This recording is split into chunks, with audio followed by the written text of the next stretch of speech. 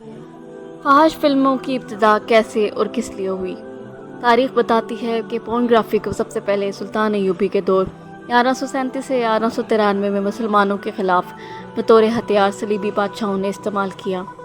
कहानी कुछ ऐसी है कि सलीबी फ़ौजें मुसलमानों के हाथों से हर मैदान में शिकस्त दो चार थीं। इस्लामी फ़ौजें मुत्तहिदा सलीबी फ़ौजों पर हर मुहाज और मैदान में ताकतवर पड़ती थीं। लेकिन मज़ा तब आया जब बहरे ओकियानूस के साहिल पे 1.5 लाख मुसलमान अफवाज ने 15 लाख सलीबी फ़ौजों को राख का ढेर बना दिया। इस मौके पर मुत्तहिदा सलीबी फ़ौजों का बादशाह रोनाल्डो ज़ारो कितार रोने लगा। इसने फ़ौरन एक इजलास के इनेकाद का हुक्म दिया, जिसका मकसद मुस्लिम और सलीबी अफवाज की खूबियों और ख़ामियों का मुवाजना करना था। तो मालूम हुआ मुसलमान अफवाज सारी रात सजदों में पड़े रोते रहते हैं और सुबह मैदान जंग में दुश्मन को अपनी पूरी आबोताब के साथ ललकारते हैं। इनके अंदर एक अलग दुनिया आबाद है जिसे वो ईमान कहते हैं। ये ईमान ही इन्हें दुनिया के हर खौफ और डर और लज्जत परस्ती से बहुत ऊपर इन्हें एक बेहतरीन जंगजू बनाता है, जबकि सलीबी फ़ौजें रात भर जना की फैसलों में मशगूल रहते हैं। लिहाजा दुनिया को छोड़कर एक नए जहां का खौफ इन्हें शिकस्त से दो चार करता है। इसके अलावा दौरान जंग जब मुसलमान सिपाहियों की आंखों से जो वहशत टपकती है वो सलीबी फ़ौजियों पर खौफ तारी कर देती है। इसके साथ मुसलमानों के नारे तकबीर के फलक शगाफ नारे और मुसलमान अफवाज का अपनी अपनी जगह पर फौलाद की तरह बन जाना भी सलीबियों के लिए एक बहुत बड़ा मसला था। लेकिन इस मीटिंग में सलीबी अफवाज के हरमन नामी एक इंटेलिजेंस का ऑफिसर भी मौजूद था, जिसने सलीबियों की तारीख में मुसलमानों को सबसे ज़्यादा नुकसान पहुंचाया था। ये नहायत ही शातिर और चालाक और ज़हीन था। इसने मुसलमान और सलीबी अफवाज के नफ्सियात पे बात करते हुए वाज़िया किया कि मेरे 60 साल तजर्बे से एक अयाशी पसंद मौजूद कभी भी ज़िंदगी के मैदान में बेहतरीन सिपाही नहीं बन सकता, और ख़ासकर वो लोग जो सेक्स में ज़्यादा दिलचस्पी लेते हैं, क्योंकि इनकी जिस्मानी और रूहानी ताकतें ख़त्म होकर रह जाती हैं। जैसा कि मैं बात करूं तो मुसलमान अफवाज में ज़्यादातर सिपाही सेक्स की लज्जत से नाशना है, और इनमें जो शादीशुदा है वो भी किसी हद तक इस चीज़ को आजमाते हैं। तसब्बुर की रानाइयाँ और ख़ूबसूरत नज़ारे हमेशा इनकी पहुँच से दूर हैं। इन्हें मज़हब के आगे और पीछे कुछ दिखाई नहीं देता। लिहाजा हम अगर इनमें जिनसी भूख को पैदा कर दें तो इनकी सोच और नज़रियात को कमज़ोर किया।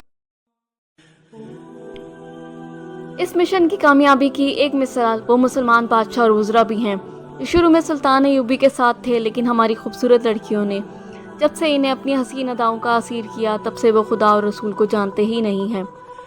इन्हें सुल्तान अय्यूबी अपना सबसे बड़ा दुश्मन नज़र आता है। इन मुसलमान वजीफ़ा खोरों में से वो जर्नैल भी शामिल हैं जिनकी हिकमत अमलियाँ और बहादुरियाँ मैदानों के नक्शे बदल डाला करती थी। आज वो सलीबियों से निगाह झुका कर बातें करते हैं, क्योंकि हम इनके अंदर औरत और जिनसियात की रूह दाखिल कर चुके हैं। अगर यही हरबा पूरी मुसलमान फ़ौज पर आजमाया जाए तो यकीनन हम कामयाब होंगे, क्योंकि मुसलमान नौजवान के लिए ये एक बिल्कुल नई चीज़ होगी और वो इसके लिए जुनूनी हो सकते हैं। हरमन के इस ख्याल पर रोनाल्डो ने नुक्ता उठाया। इसने कहा, हम मुत्तअद्दिद बार यहाँ एक खूबसूरत लड़कियाँ मुसलमान फ़ौज में दाखिल कर चुके हैं। इस काम में हमें शदीद तकरीबकारी भी करना पड़ी, लेकिन हमारी मुसलमान फ़ौज इन हसीन लड़कियों की तरफ देखने का तकल्लुफ़ भी नहीं करती है, और मुत्तहिद लड़कियाँ मुसलमान फ़ौज का किरदार देखकर सलीबी हमायत छोड़ चुकी हैं। लिहाजा तुम्हारा यह मंसूबा नाकाम है। हरमन ने फौरी जवाब पेश करते हुए कहा था, हुजूर, जब तक आपके अंदर किसी चीज़ का तसव्वुर मौजूद ना हो, इसका होना ना होना बेमायनी होता है। हमें मुस्लिम फ़ौज में जिनसी दुनिया का तसव्वुर पैदा करना है, ऐसा तसव्वुर जो इनकी सोच की राहदारियों में बरहना औरतों को हसीन अदाओं के साथ देखकर गर्दिश करता हुआ दिखाए। इसके बाद वो खुद हमारी सकाफत के हवाले कर देंगे, क्योंकि ये हमारी ईजाद होगी। यही वाहिद तरीका है जिससे हम मुसलमानों को शिकस्त दे सकते हैं। रोनाल्ड हरमन की इस बात पर बहुत ज़्यादा संजीदा हो गया और सरगोशी भरे अंदाज में बोला, आखिर तुम कहना क्या चाहते हो? हरमन ने नहायत शातराना अंदाज में तारीख का सबसे भयानक मंसूबा रोनाल्डो के सामने पेश किया। दुनिया के सामने ये मंसूबा आर्ट पोर्नोग्राफी के नाम से सामने आया। इस मंसूबे के एक साल बाद सुल्तान सलाहुद्दीन अय्यूबी को इत्तला मिली कि फ़ौज के कुछ नौजवान रात को गायब पाए जाते हैं। नौजवानों में अक्सर जिनसी गुफ्तगू भी सुनी गई है। सुल्तान सलाहुद्दीन अय्यूबी ने इस चीज़ को इतना संजीदगी से लिया कि खुद भेस बदल कर इन नौजवानों का पीछा किया। यहाँ एक बात वाज़िया करते चलें कि सुल्तान अय्यूबी बज़ात खुद भेस और आवाज़ बदलने के माहिर थे। तारीख़ में मुत्तहिद बार इनकी ये एक दूसरी शख्सियत के रूप में दुश्मन के साथ मुलाकात की रवायात मौजूद हैं। यहाँ तक कि एक जंग में शिकस्त के बाद सलीबी एलान अफसर को सुल्तान के सामने पेश किया गया। सुल्तान ने एक अफसर से पूछा, رات جس شخص سے تم نے کہا تھا میں ایوبی کو اس کی سانس کی مہک سے پہچان سکتا ہوں، بتاؤ وہ کون تھا؟ وہ صلیبی افسر بولا، حضور وہ ایک عربی تاجر تھا جس کی غلط بیانی نے ہمیں آپ کے سامنے لا کھڑا کیا۔ سلطان ایوبی نے مسکراتے ہوئے کہا، وہ میں خود تھا۔ وہ حیرت زدہ سلطان صلاح الدین ایوبی کو تکتا رہ گیا۔ دوستوں، فوج کے کچھ نوجوانوں کی پراسرار حرکتوں پر سلطان ایوبی خود ان کے پیچھے گئے تو معلوم ہوا فوجی قیام گاہ سے کچھ فاصلے پر ایک قافلہ رکا ہے۔ وہ بظاہر مسلمان ہیں لیکن ان کے پاس فحش تصاویر کے کچھ نمونے موجود ہیں۔ جب سلطان نے وہ تصاویر دیکھیں تو دنگ رہ گئے۔ ان میں ایسی منظر کشی کی گئی تھی کہ کوئی بھی نوجوان سیکس کے لیے جنونی ہو سکتا تھا۔ اسی دوران سلطان صلاح الدین ایوبی کو دمشق اور مصر کے دیگر شہروں سے اطلاعات ملی کہ شہر میں فحش تصاویر کے قبہ خانے کھل گئے ہیں، جہاں جنسی اشتعال انگیز تصاویر دکھائی جاتی ہیں۔ نوجوانوں کو جنسیات کی باقاعدہ تعلیم دی جاتی ہے۔ ساتھ یہ بھی لکھا تھا کہ مسلمان نوجوان بڑی تیزی سے برائی کی طرف مائل ہو رہے ہیں۔ سلطان صلاح الدین ایوبی نے فوراً اپنی جنگی پیش قدمی روکی اور پورنوگرافی کے اس ناسور کے خلاف محاذ کھولا۔ اس حوالے سلطان صلاح الدین ایوبی نے ایک تاریخی تقریر میں کہا تھا، ہر قوم کی طاقت اس کا اچھا یا برا کردار ہوا کرتا ہے۔ دشمن ہماری اصل طاقت کا اندازہ لگا چکا ہے، اب وہ سامنے کی جنگ کبھی نہیں کرے گا، اس لیے دشمن اب ہمارے قومی کردار پر حملہ آور ہوا ہے۔ کیونکہ ضروری نہیں جنگ میدانوں میں ہو، جنگ سوچ اور رویوں کی بھی ہوتی ہے۔ جو قوم اس پر غالب آ جاتی ہے وہ فتح یاب ہوتی ہے۔ صلیبی انٹیلیجنس آفیسر ہرمن ایک نہایت ذہین اور شاطر انسان تھا۔ اگر آپ پوری صلیبی تاریخ کا مطالعہ کریں تو آپ یہ شخص پوری تاریخ میں چھایا ہوا نظر آئے گا۔ صلیبی جب ہمت ہار چکے تھے تو اس شخص نے ان میں جان ڈال دی۔ اسی کے منصوبے پر عمل کرتے ہوئے دنیا کے مشہور مصور اور منظر نگاروں کو منہ مانگی قیمت پر خریدا گیا۔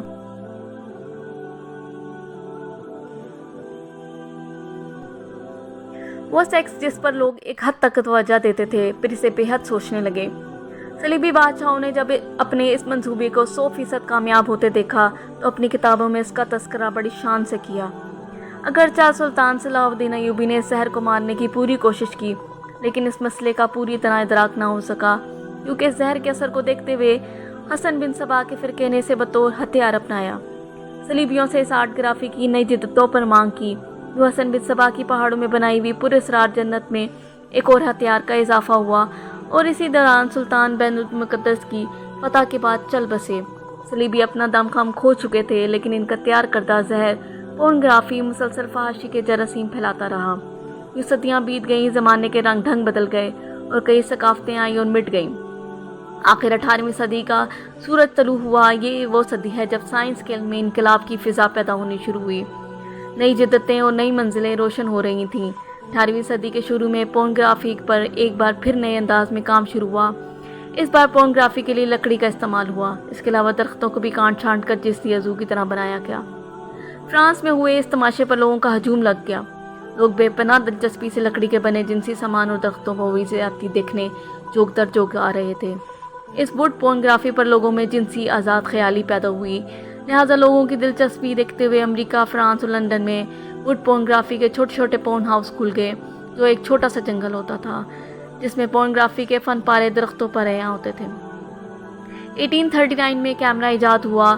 اس ایجاد نے جہاں سائنس کی دنیا میں ایک بہت بڑا جادو کیا، وہیں یہ بہت جلد پورنوگرافی کا ایک اہم ہتھیار بن گیا۔ 1855 لیکن اس پورنوگرافی میں مسئلہ یہ تھا کہ کیمرہ تصویر کی صرف ایک کاپی بناتا تھا۔ اس تصویر کو بہت زیادہ شیئر نہیں کیا جا سکتا تھا، اس لیے پورنوگرافی کا جن مشکل کا شکار ہو گیا۔ لیکن یہ مسئلہ اس وقت مسئلہ نہ رہا جب 1863 میں پرنٹر ایجاد ہوا۔ اس ایجاد کے ساتھ ہی سیکس تصاویر سے بھرپور پلے کارڈز اور جنسی خاکے لوگوں کے ہاتھوں میں آ چکے تھے۔ 1871 میں جنسی تصاویر بلیک اینڈ وائٹ رزلٹ میں پوری شدت کے ساتھ مارکیٹ آ چکی تھی۔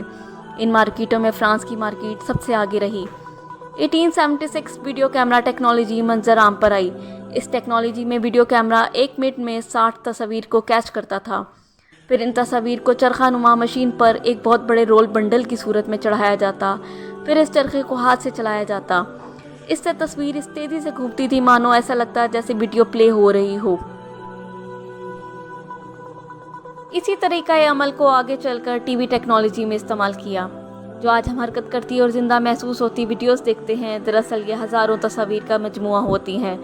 جو اس تیزی اور صفائی سے پلے ہوتی ہیں کہ ہمیں تصویر حرکت کرتی نظر آتی ہے۔ ویڈیو ٹیکنالوجی کے وجود میں آتے ہی یورپی ممالک میں فلم ساز انڈسٹری کا ابتدائی ڈھانچہ بننا شروع ہوا۔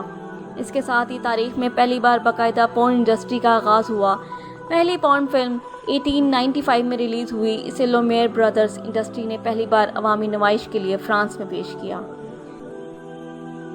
پہلی پورن فلم 16 منٹ کی تھی، جس میں ایک عورت کو برہنہ انداز میں ہوشربا ادائیں دکھاتے ہوئے پیش کیا گیا۔ یہ فلم نہایت منافع بخش ریکارڈ کے ساتھ مقبول ہوئی۔ اس کے ساتھ ہی سیکس کی خواہش ضرورت سے بڑھ کر جنون میں بدل گئی۔ یورپ کے گلی کوچوں میں لوگ بیہودہ مذاق اور چھیڑخانی کرنے لگے۔ پھر یہی چیز آگے چل کر یورپی ثقافت کا حصہ بن گئی۔ 19ویں صدی کے آغاز میں کیمرہ ٹیکنالوجی میں مزید بہتری آئی۔ منظر پہلے سے زیادہ صاف اور معیاری ریکارڈ ہونے لگے۔ اس کے ساتھ ہی فرانس اور دیگر یورپی ممالک نے سرکاری سطح پر پورن تھیٹر کھول دیے، جہاں پورن اداکاروں کو پیداوار کا سلسلہ شروع ہوا۔ 1920 تک یورپی تہذیب پورنوگرافی کے زہر میں ڈوب چکی تھی۔ عوام سرعام سڑکوں کو بیڈ روم بنائے اپنا شوق پورا کرنے لگے۔ ساحل سمندر عیاشی کے اڈے بن گئے۔ میاں بیوی ایک دوسرے کی ذمہ داریوں سے بھاگنے لگے۔ 1970 میں پورنوگرافی کا زہر برصغیر میں داخل کرنے کی کوشش کی گئی۔ پہلے پہل یہ صرف تصاویر پر مشتمل تھا۔ اسے ویڈیو دکھانے کے لیے یورپی کمپنیز نے پاکستان اور بھارت میں پورن سینماز کی اجازت چاہی۔ اس کے جواب میں صرف انکار نہیں کیا گیا بلکہ پورنوگرافی کو باقاعدہ ایک جرم قرار دیا گیا۔ لیکن آہستہ آہستہ بہت سے اور طریقوں سے یہ ہتھیار ہمارے خلاف پھر سے استعمال ہونے لگے۔ جس چیز کی شروعات ہی ہماری اور آپ کی تباہی کے لیے ہوئی ہو تو اس کے خلاف آواز کیوں نہ اٹھائیں؟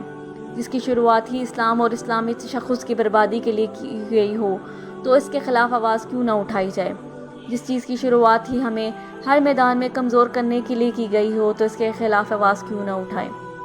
اس میں کوئی شک نہیں کہ ذہنی اور جسمانی طور پر ایک کمزور جسم کبھی غزوہ ہند لڑنے کا اہل نہیں ہو سکتا۔ آئیے مل کر جتنا ہو سکے اس کے خلاف آواز اٹھائیں، کیونکہ یہ ہمارا اور صرف آپ کا مسئلہ نہیں بلکہ پورے ملک اور قوم کا مسئلہ ہے۔